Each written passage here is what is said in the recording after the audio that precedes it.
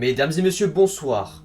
Avant que je commence cette vidéo et que je vous donne toutes les réponses sur cette sinistre affaire, je tiens à préciser que tu ne dois jamais contacter la chose qu'on va voir dans cette vidéo. Si tu vois un pote ou n'importe qui taper Mr. Chocolatey sur internet, contacte directement tes parents. Je ne rigole absolument pas, parce que tu en as peut-être entendu parler, mais depuis quelques temps, une entité, on y reviendra plus tard, sous le nom de Mr. Chocolatey se propage sur internet. Et là vous allez me dire, oui mais Dewar, c'est quoi ça encore? Ne vous inquiétez pas, je vais tout vous expliquer dans cette vidéo. Prends tes petits popcorn, installe-toi bien sur ton canapé, et tout simplement profite. Et nous aurons même la chance de réagir sur un témoignage d'une personne qui aurait donc contacté Mr. Chocolatey. Donc vous l'avez compris, ce témoignage est basé sur des faits réels. Tout d'abord, je tiens à signaler que Mr. Chocolatey signifie Monsieur souriant aux dents. Pourquoi vous allez me dire? Vous allez très vite le savoir. Mais tout d'abord, vous allez me dire, oui, mais c'est qui Mr. Chocolatey? Il fait quoi? D'où il sort? Donc Mr. Chocolatey, c'est un programme pour les enfants donc, qui était diffusé toutes les semaines en Amérique. Donc un petit peu comme les Teletubbies en France. Donc tu vois, il était là, il était joyeux, il était content, il faisait sourire les enfants. Malheureusement, le programme s'est arrêté depuis maintenant quelques temps.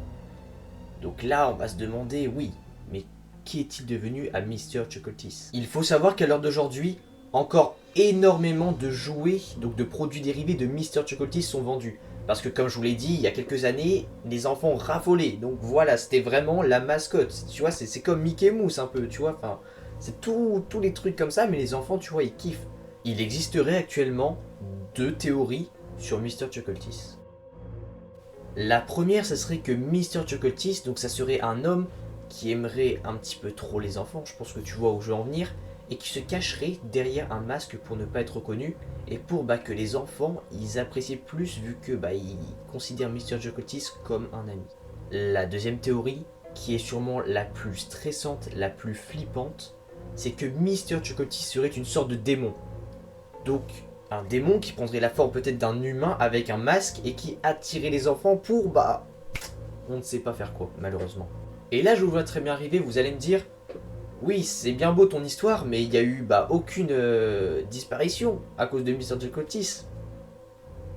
T'en es bien sûr? On va y revenir plus tard, vous inquiétez pas. Comment Mr. Chocolatey fait-il pour attirer ses victimes? Alors il y aurait 2 moyens de communication pour Mr. Chocolatey. Donc le premier, ça serait par la télévision. Et le deuxième, qui est un moyen de communication beaucoup plus récent, ça c'est grâce au réseau social Messenger. Et je te rappelle par ailleurs que tu ne dois jamais contacter Mr. Chocolatey sous aucun prétexte. Si tu vois quelqu'un le faire, tu appelles directement un parent ou un adulte. C'est très important. Donc certains témoignages auraient assuré que par la suite, ils auraient reçu un appel de Mr. Chocolatey. Donc comment savoir que c'est un appel de Mr. Chocolatey? Tout simplement parce que cet appel est écrit en morse. Voilà, il n'y a pas de numéro, c'est juste du morse. Donc si un jour vous recevez, déjà vous ne l'appelez pas, c'est tout, vous ne le contactez pas. Mais si après vous recevez un appel en morse, ne répondez pas, s'il vous plaît. Maintenant que je t'ai mis dans le contexte, on va voir ce qui se passe réellement quand quelqu'un contacte Mr. Chocolatey. On va voir ça particulièrement avec le cas du jeune Andrew. Andrew aurait contacté Mr. Chocolatey et l'histoire aurait été tellement virale qu'il y a même eu un épisode sur X-Files. Donc X-Files c'est quoi? C'est une grosse série américaine, donc le truc il a pris une ampleur de malade. Je vous mets tout de suite un petit extrait. Seul sur mon toit, oh monsieur rigolo, viens jouer avec moi, sois toujours avec nous. Je t'ai déjà dit de ne plus m'appeler. Nous Ah ben non, d'accord, je suis au parc avec Andrew. Maman, monsieur rigolo. Maman est au téléphone, Andrew. Mais maman, regarde. Pas question, je te dis. Arrête de m'appeler, arrête de m'appeler. Andrew? Andrew? Andrew! Andrew! Andrew il embêterait sa mère avec un certain ami. Donc sa mère elle va voir sur Messenger parce qu'elle se dit c'est bizarre, mon fils il est jeune et tout, c'est bizarre, franchement, il y a qui a un ami qui a Messenger? Elle a arrêté de regarder Et bien sûr, ce profil s'appelait Mr. Chuckleteeth. Mais la mère, elle ne se disait pas tout de suite, bon, c'est bizarre un peu, c'est un espèce d'adulte bizarre qui veut contacter mon enfant. Elle se dit, bon, c'est sa mascotte préférée, je vais lui laisser parler avec lui, tu vois, ça le fait kiffer et puis c'est cool. Avant de continuer la vidéo, je voudrais vous redire que pour Andrew, Mr. Chuckleteeth, c'était un ami, c'était pas un ennemi. Moi, je vois ce mec avec ce masque super flippant, je cours, vraiment, je me chie dessus littéralement. La mère d'Andrew, elle décida d'emmener Andrew et sa sœur, car oui, Andrew a une sœur, c'est d'ailleurs très important pour la suite. Ils ont décidé de les emmener directement au parc pour kiffer. Andrew et sa sœur, ils vivent leur meilleure vie. Sauf que là, la mère, elle reçoit un appel. Elle décroche, elle regarde le numéro, c'est en morse.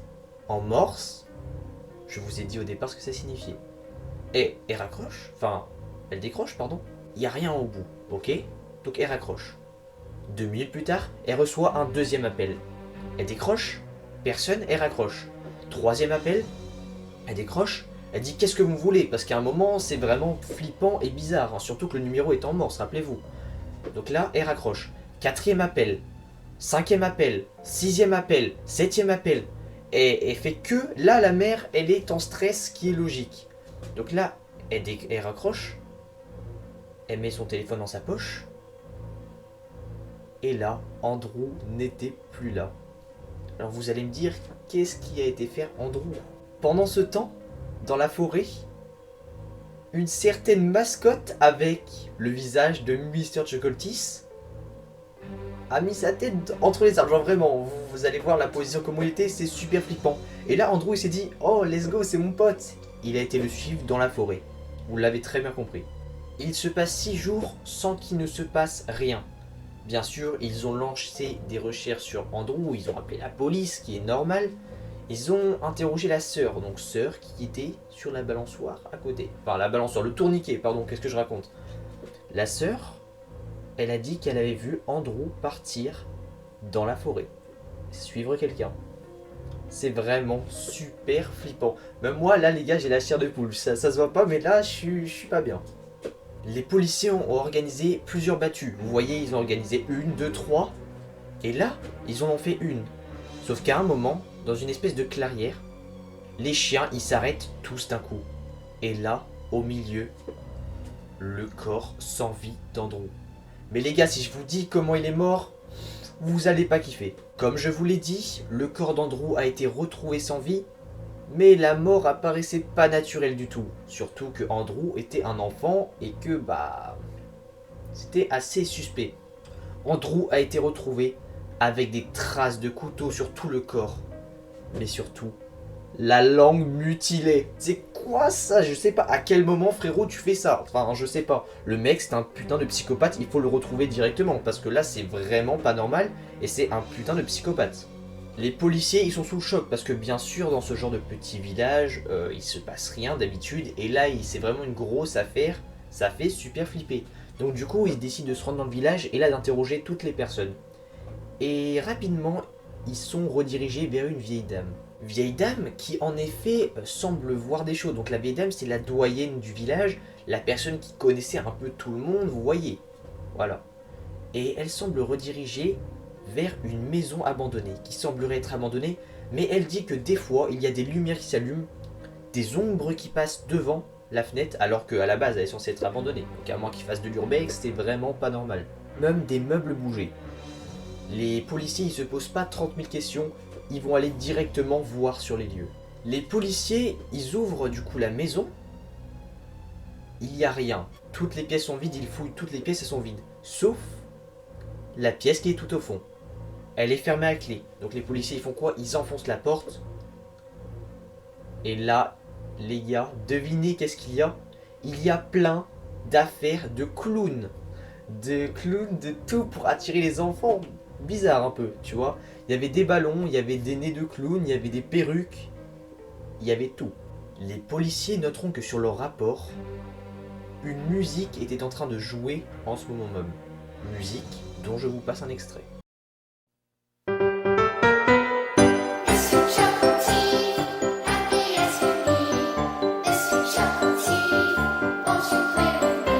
Et oui, vous l'avez bien reconnu, il s'agit de la musique de Mr. Chuckleteeth. Là, c'est intéressant. Sauf que les policiers, ils sont pas au bout de leur surprise. Sur la boîte à musique, il y a la langue appartenant à Andrew.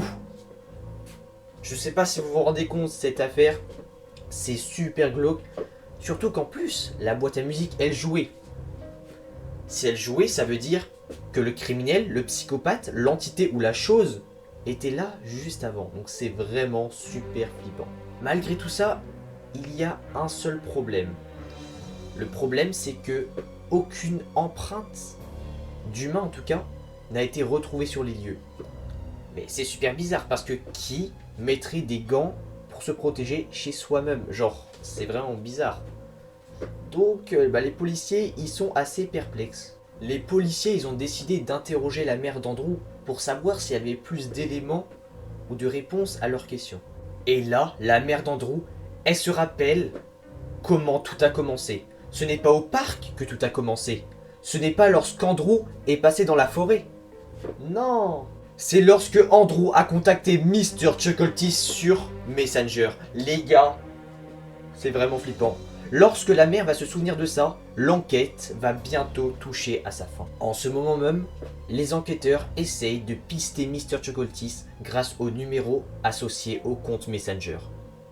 Et on a déjà quelques pistes. La théorie principale, c'est que Mr. Chuckleteeth serait un tueur d'enfants qui aurait un masque pour les attirer. Sauf que le problème, c'est que aucune empreinte d'humain n'a été retrouvée sur les lieux. Aucune empreinte, ce qui veut dire qu'on n'a aucun suspect, donc c'est super bizarre. Pourquoi dans sa propre maison il porterait des gants? Enfin, c'est bizarre, c'est super bizarre. Vous avouerez les gars que l'histoire est vraiment what the fuck. Oh, j'aime pas. Franchement, là je suis en train de me chier dessus littéralement les refs.